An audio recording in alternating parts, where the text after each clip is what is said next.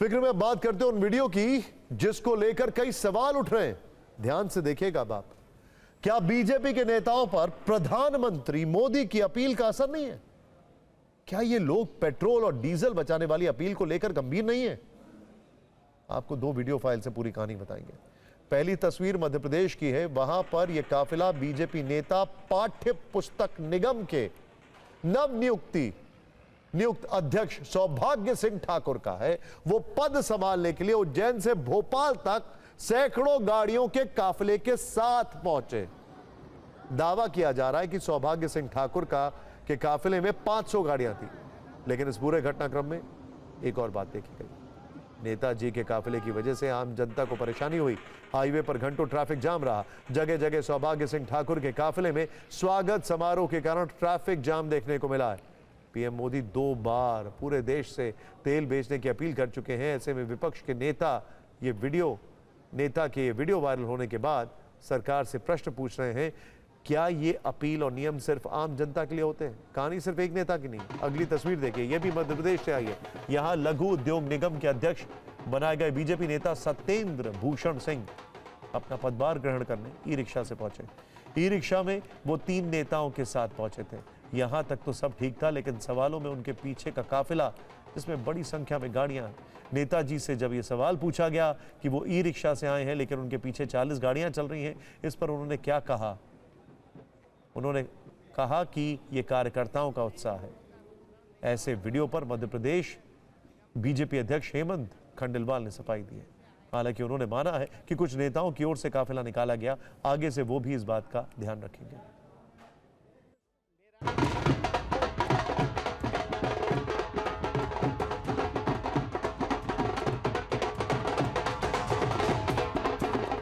वाहनों की आप यहाँ पर कतार देखेंगे तो ये जितने वाहन यहाँ पर आप देख रहे हैं एक के बाद एक, ये सारे ही जो पदभार ग्रहण करने आए हैं सत्येंद्र भूषण सिंह, उन्हीं की ये पूरे के पूरे वाहन हैं।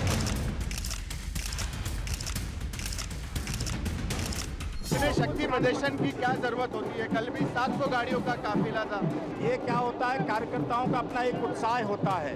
वो वर्षों वर्ष कंधा मिलाकर के साथ काम करते हैं, इसलिए कार्यकर्ताओं को भी लगता है कि हमारे भाई साहब को हमारे पार्टी ने जो जिम्मेदारी दी है तो हमें भी उनका जाकर के स्वागत सम्मान करना चाहिए और नेतृत्व का धन्यवाद ज्ञापित करना चाहिए। इसलिए कार्यकर्ता अपने आवेग को रोक नहीं पाते हैं। जैसे दवाई का असर धीरे धीरे होता है, ऐसे अपील का असर। लेकिन आज मैं सबसे अपील कर रहा हूँ कि हम लोग अपने सभाओं में काफिला ना लाएं और कम से कम स्वागत करें।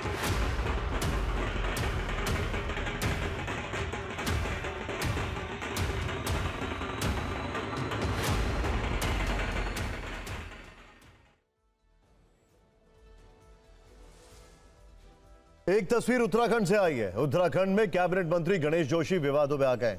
पीएम मोदी के पेट्रोल बचाओ अभियान से प्रेरित होकर वो स्कूटी से दफ्तर गए थे, लेकिन दावा किया जा रहा है कि जिस स्कूटी से वो दफ्तर पहुंचे उसका इंश्योरेंस एक्सपायर हो चुका है। स्कूटी वाली तस्वीर वायरल हो रही है, जिसके बाद वो ट्रोल हो रहे हैं। इतना ही नहीं, उनकी अपील को सिर्फ स्टंट कहा जा रहा है, क्योंकि उनके पीछे उनका काफिला भी चल रहा था। अफसोस, ड्रामेटिक्स में ज्यादा बिजी हैं ये लोग। विपक्ष के कई नेता प्रधानमंत्री मोदी की अपील को सरकार की विफलता बता रहे हैं। पूछा जा रहा है कि जब मजबूत अर्थव्यवस्था का दावा किया जा रहा है, तब अचानक से अर्थव्यवस्था पटरी से कैसे उतर गई? विपक्ष के सवाल और सरकार के जवाब पर हमने एक न्यूज रील तैयार की है। इससे आपको पता चलेगा कि इस मुद्दे पर राजनीति कैसे हो रही है। ये अपील नहीं है, ये पतन का अपना ऐलान किया है। तो संकट बता रहे हैं, संकट तो बीजेपी खुद है। एकदम से जो बोला है, आउटबर्स्ट हुआ है, एकदम चुनाव खत्म होने के तुरंत बाद क्यों बोला गया, बड़ा सवाल पड़ता है। और सच्चाई सबके सामने आनी चाहिए, संसद को कॉन्फ्रेंस में लेना चाहिए, ऑल पार्टीज को बुला के चर्चा करनी चाहिए, तो फिर मुझे लगेगा कि बड़ा सार्थक होगा उनका जो उन्होंने कहा है। उन्होंने एक भविष्य की चुनौतियों को देखते हुए और जिस तरह से बातें कही हैं, क्योंकि आज भी दुनिया की पूरी इकोनॉमी में फ़र्क पड़ा है, लेकिन आज भी भारत की इकोनॉमी हो और भारत में जिस तरह से लगातार कोई संकट तेल का नहीं है, पेट्रोलियम का नहीं है। प्रधानमंत्री जब अपील करते हैं, देश उसके साथ चलता है। प्रधानमंत्री ने तो राजनीतिक दलों से भी कहा था इसमें वो साथ दें, लेकिन विपक्षी दलों की लत जो लग गई है विरोध करने की, वो ख़त्म होने वाली नहीं है।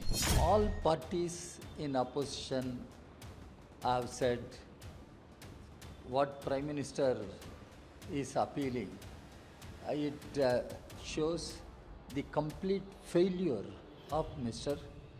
Modi and his government. नेताओं के लंबे लंबे दौरे हो रहे हैं काफिला के साथ, खुद प्रधानमंत्री जी बाहर जा रहे हैं, तो आम लोगों की सरकार नहीं है, चुने हुए लोगों की सरकार है। आपने पीएम मोदी की पेट्रोल डीजल बचाने वाली देशव्यापी अपील पर सियासत देख ली। कोई कह रहा है कि बड़ा तेल संकट आने वाला है, तो कोई कह रहा है कि अघोषित इमरजेंसी जैसे हालात हैं। लेकिन जब आप खाड़ी में चल रहे तनाव के बीच दुनिया पर नजर डालेंगे तो समझ में आएगा कि भारत में हालात अभी बहुत अच्छे हैं, जबकि दुनिया के 40 देशों में स्थिति इससे कहीं ज्यादा गंभीर दिखती है, क्योंकि वहां सिर्फ जनता से अपील नहीं की जा रही है, बल्कि पेट्रोल, डीजल, गैस, बिजली बचाने के लिए सख्त पाबंदियां भी लगाई जा रही हैं। गाड़ियों पर ऑड इवन से लेकर क्यूआर से पेट्रोल, डीजल मिलने और एसी का तापमान तक अब सरकारें ही तय कर रही हैं। दरअसल IEA यानी इंटरनेशनल एनर्जी एजेंसी के ट्रैकर से पता चलता है कि करीब 40 देशों ने पेट्रोल, डीजल बचाने के लिए लोगों के वाहन चलाने पर ही पाबंदी लगा दी है। लोगों से सफर कम करने, बिजली की बचत करने और ऑफिस कल्चर बदलने तक का आदेश जारी कर दिया है। जैसे कि 18 देशों ने मोबिलिटी यानी वाहनों की गतिशीलता कम करने की रणनीति अपनाई, जिसमें ईंधन की बचत के लिए खरीद की सीमा तय करने, ड्राइविंग के लिए ऑल्टरनेटिव डेज तय करने, पब्लिक ट्रांसपोर्ट, कार पूलिंग को बढ़ावा देने की कोशिश की जा रही है।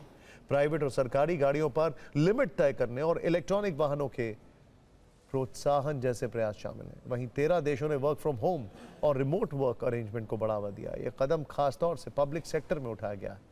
कई देशों ने public campaign, cooling, lighting limit, सरकार की तरफ से आने जाने पर रोक और जनरल एफिशिएंसी ड्राइव्स के जरिए फ्यूल की खपत कम करने को लेकर बड़े कदम उठाए। और तो और इनमें से 3 देशों ने कुकिंग ऑयल, LPG की खपत कम करने के लिए राशनिंग, सिलेंडर आधे भरना या इलेक्ट्रिक PNG के ऑप्शंस पर शिफ्ट करने जैसे सीधे उपाय भी लागू कर दिए हैं।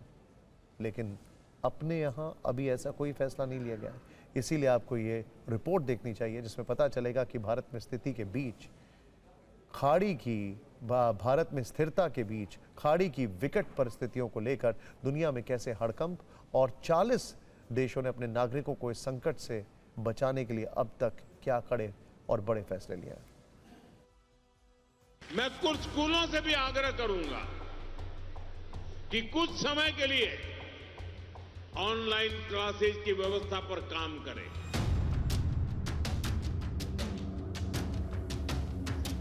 प्रधानमंत्री मोदी ने एक दिन पहले ही प्राइवेट और सरकारी दफ्तरों में वर्क फ्रॉम होम की अपील की है, जबकि इंडोनेशिया में शुक्रवार का दिन वर्क फ्रॉम होम के लिए जरूरी कर दिया गया है। श्रीलंका में हर बुधवार को ऑफिस बंद रहेंगे। दक्षिण कोरिया में वर्क फ्रॉम होम को लेकर अभी फ्लेक्सिबल अरेंजमेंट्स हैं और Cambodia, Malaysia, Philippines, Thailand, Vietnam, Peru और मिस्र में वर्क फ्रॉम होम घोषित है। भारत में बिजली बचत को ध्यान में रखकर कूलिंग, AC लिमिट्स को लेकर अभी कोई फैसला तो दूर, जनता से कोई अपील तक नहीं की गई है। जबकि कंबोडिया में AC का तापमान 24 से 25 डिग्री, मलेशिया में 24 डिग्री, श्रीलंका में 26 डिग्री और थाईलैंड में 26 डिग्री तय कर दिया गया है। सिंगापुर में 25 डिग्री के आदेश के बीच लोगों से यह भी कहा गया है कि फैन ज्यादा चलाइए, AC कम। जबकि जॉर्डन में सरकार ने सरकारी दफ्तरों में AC को ही बैन कर दिया है। हवाई और सड़क मार्ग के जरिए सरकारी देश विदेश यात्राओं पर लिमिट और ट्रांसपोर्ट के साथ साथ ईंधन बचाने के उपायों की बात करें तो जॉर्डन में सरकारी अधिकारियों के लिए इंटरनेशनल ट्रैवल पर प्रतिबंध है। दक्षिण कोरिया में पब्लिक सेक्टर के लिए ऑड इवन लागू है। तंजानिया में सामूहिक बस यात्रा का आदेश जारी है। इनके अलावा मिस्र, मलेशिया, पनामा समेत कई देशों में ट्रैवल बैन लागू है। श्रीलंका में QR कोड से पेट्रोल, डीजल मिल रहा है, वो भी तय मात्रा में। और इंडोनेशिया में बायोडीजल और EV को बढ़ावा दिया जा रहा है। लेकिन अपने यहाँ ये फैसले नहीं लिए गए हैं। पीएम ने जनता से सिर्फ आह्वान किया है। देश के नामी उद्योगपति जिसकी सराहना कर रहे हैं। ऑनरेबल पीएम साहब का जो कॉल है वो बहुत सही कॉल है। इंडिया आज के दिन पूरा अपना फॉसिल फ्यूल इंपोर्ट करती है।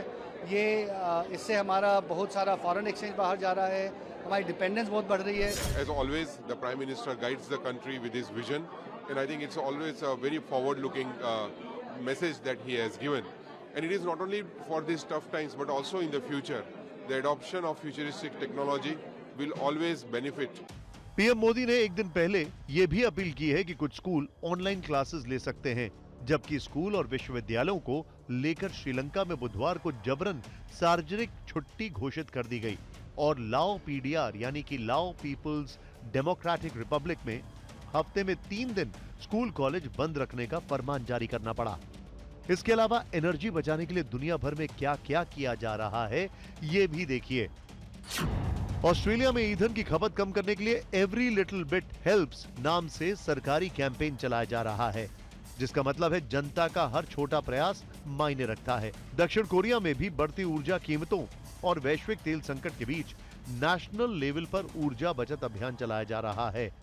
सरकार ने लोगों से अनावश्यक बिजली इस्तेमाल न करने, लिफ्ट की जगह सीढ़ियों का उपयोग करने, दफ्तरों में एसी सीमित रखने और सार्वजनिक संस्थानों में बिजली खपत कम करने के निर्देश दिए हैं।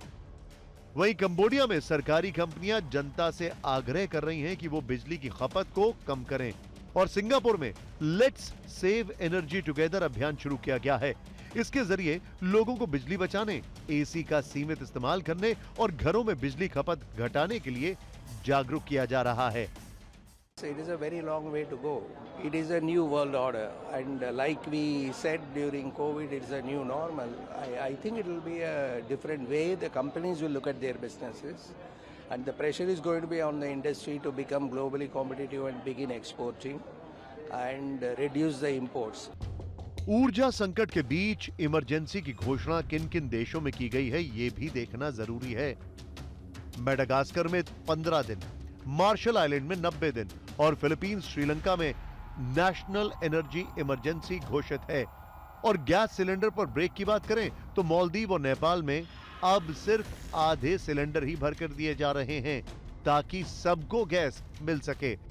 कुछ देशों ने पीएनजी और इलेक्ट्रिक ऑल्टरनेटिव्स को बढ़ावा दिया है ताकि गैस की बचत की जा सके और ब्रिटेन ने एलपीजी से चलने वाले वाटर पंप छोड़ने पर ज्यादा सब्सिडी देने का ऐलान तक किया है।